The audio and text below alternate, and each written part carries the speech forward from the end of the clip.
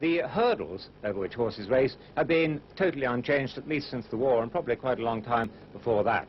Well, this week at Cheltenham there's been an exhibition of a new prototype of hurdles, as well as other ancillary equipment, for inspection by the professional element here. And I'd now like to welcome the Jockey Club steward, who's in charge of racecourse affairs now, the former champion amateur rider, Chris Collins.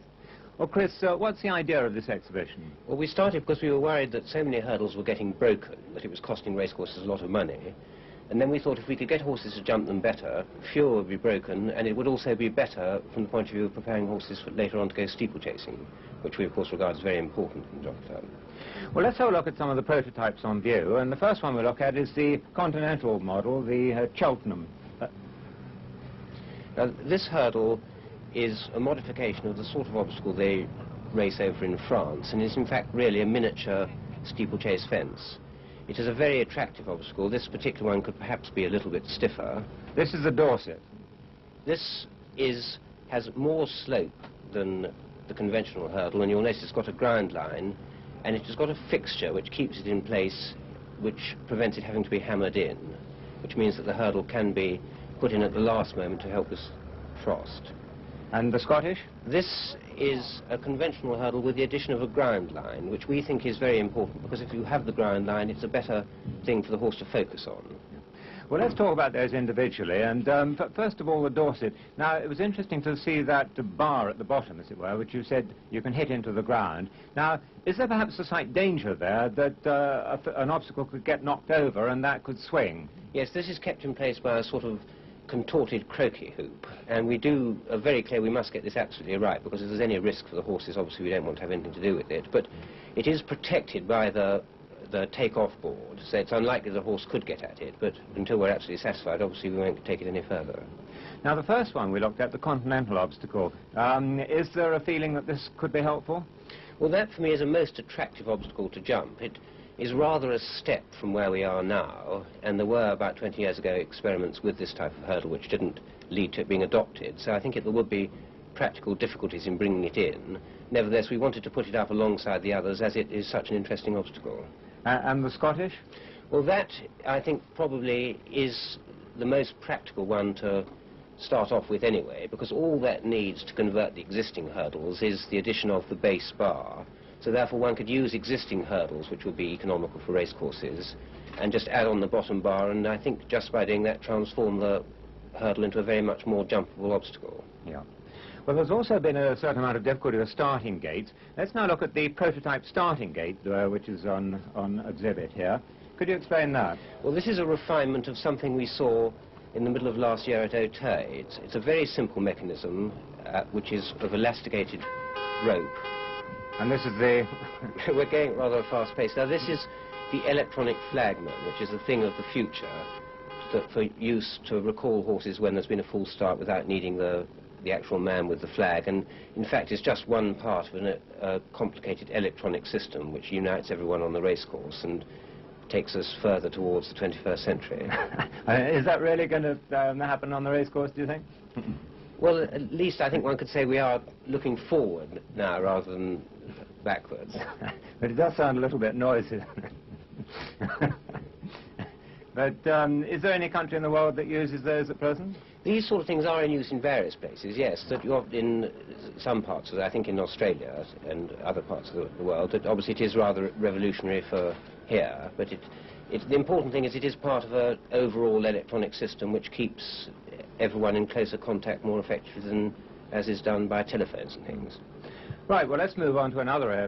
Various grasses here, obviously. Yeah, the situation here is that there are 3 or 4 different very tough forms of grass have been developed over the years, which are in use on up to half the racecourses. Right, we move quickly on to the canvas covers here. These are for frost protection. Yes, this is put down in front of the fence when frost is forecast in order to keep the particularly vulnerable part of the take-off or landing part of the fence. And these granules? This is a product which is designed to diffuse frost. When you have got frost, you then sprinkle these granules on and the frost disappears. Obviously, we've got to do a lot of research on the effect it has on grass, but it is an important step forward. Now, what's this machine? This is a deep fissuring machine that Over the year, when the course gets rolled and put back into shape, the soil gradually compacts, and this opens it up to let the water go through to the drains. And this mower? This is a special mower which has been developed for use on racecourses, where it's necessary to cut between 4 and 5 inches high, as opposed to the conventional sports ground gang mower, and this has been designed to do this.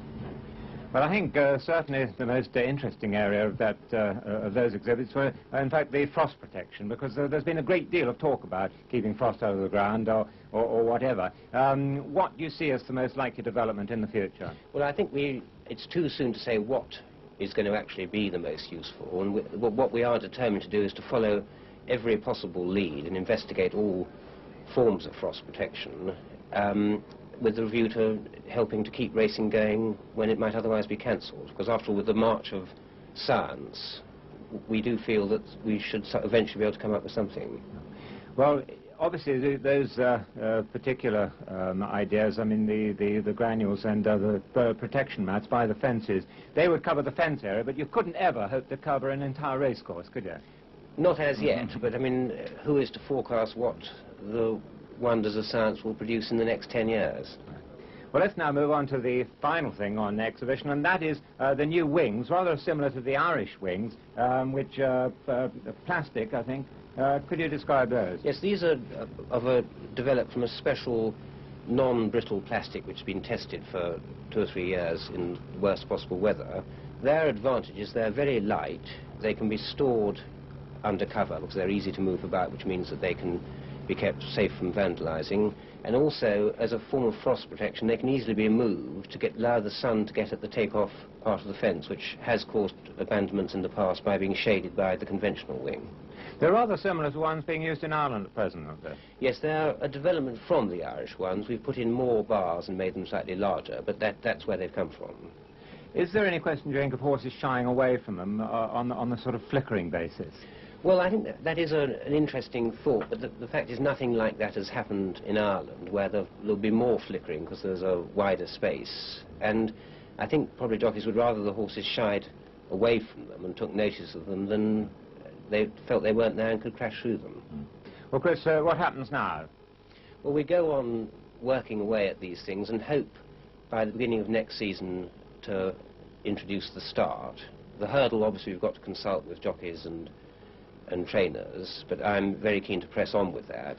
The wing is already approved, and the frost protection, I think, is a rather longer-term development thing, because we've got to make quite sure that, anyway, if we have any chemical things that go on the grass, that it does not do any long-term damage to the grass. And the starting gate? The starting gate we would like to see in at the beginning of the next season for the smaller courses. It's more suitable for the slightly narrower span. We don't anticipate that it should be used to start a major race, but it would be very useful for the smaller courses because you need only have one of them. It stores under cover and is just taken around from one start to the next between races, as it is so simple to erect. Well, very briefly, on a personal basis, Chris, it's very sad to see you on 3 legs like John.